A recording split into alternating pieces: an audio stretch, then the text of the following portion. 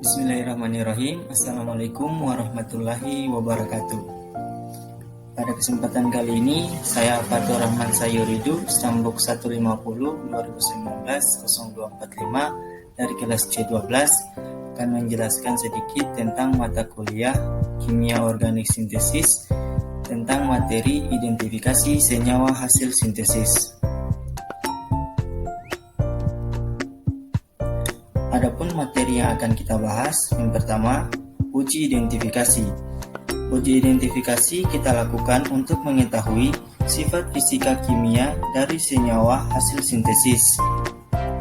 Adapun uji identifikasi yang akan dibahas pada kesempatan kali ini, yang pertama ada titik lebur, indeks bias, massa jenis dan bobot jenis, dan panjang gelombang. Yang pertama ada titik lebur atau titik beku. Pengertiannya sendiri, suhu di mana wujud padat dan cair dari suatu zat berada pada tingkat yang sama. Titik lebur sangat ditentukan oleh suhu.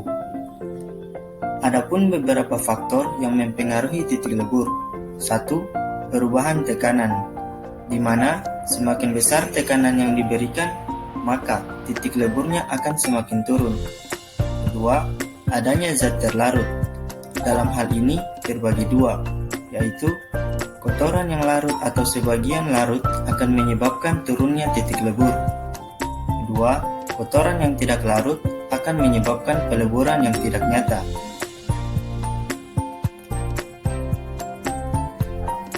Penentuan titik lebur dapat dilakukan dengan menggunakan alat labutile. Kemudian akan didapatkan jarak lebur.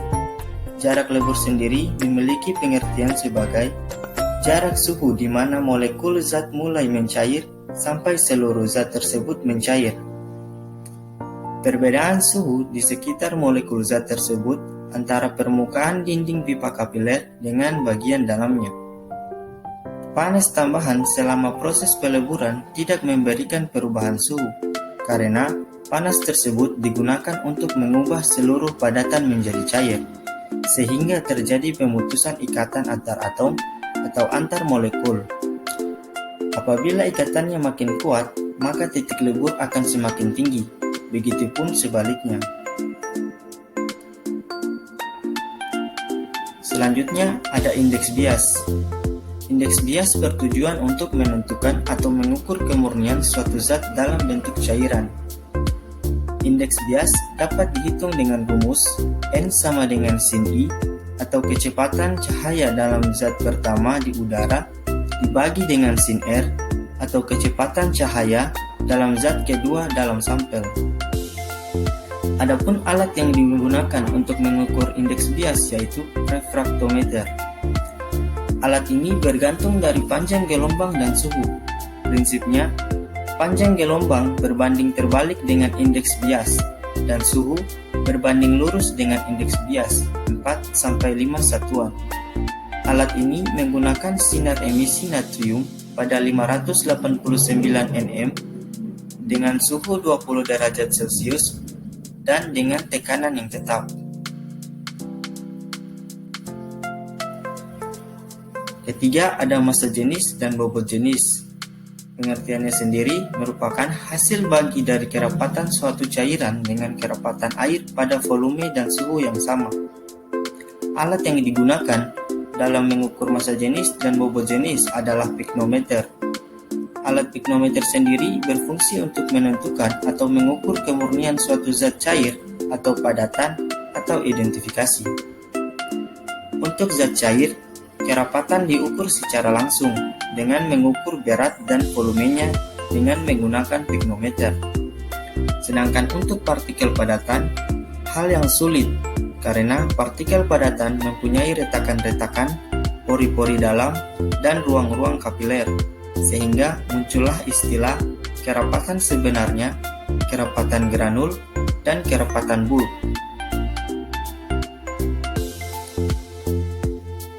Kerapatan sebenarnya adalah kerapatan yang tidak termasuk pori-pori dan rongga-rongga, di mana dapat diukur dengan mengukur volumenya dengan gas helium atau menggunakan cairan yang tidak melarutkan partikel tersebut. yang dapat berpenetrasi masuk ke pori-pori partikel. Metode yang biasa digunakan yaitu metode pignometer. Kerapatan granul adalah kerapatan termasuk dengan pori-pori partikel di mana cairan atau gas yang digunakan dalam pengukurannya digunakan air raksa karena tidak berpenetrasi ke dalam pori-pori partikel. Yang selanjutnya ada kerapatan bulk, di mana pengertiannya adalah massa suatu serbuk dibagi dengan volume bulk. Volume bulk dapat diukur dengan menggunakan volume gelas ukur yang dijatuhkan setinggi 1 inci dalam waktu 2 detik sebanyak 500 kali. Kemudian dari volume tersebut dihitung kerapatan bulk.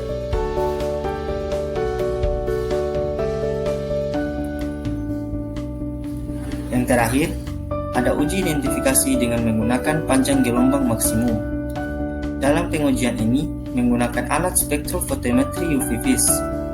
Interaksi atom atau molekul dengan radiasi elektromagnetik atau disebut REM, khususnya UV vis, sehingga terjadi transisi elektron antara dua tingkat energi elektron pada molekul tersebut.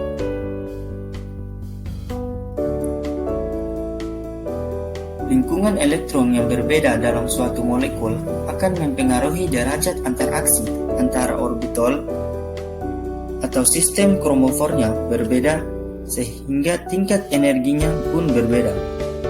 Makin lemah suatu ikatan, maka makin mudah terjadi transisi elektron.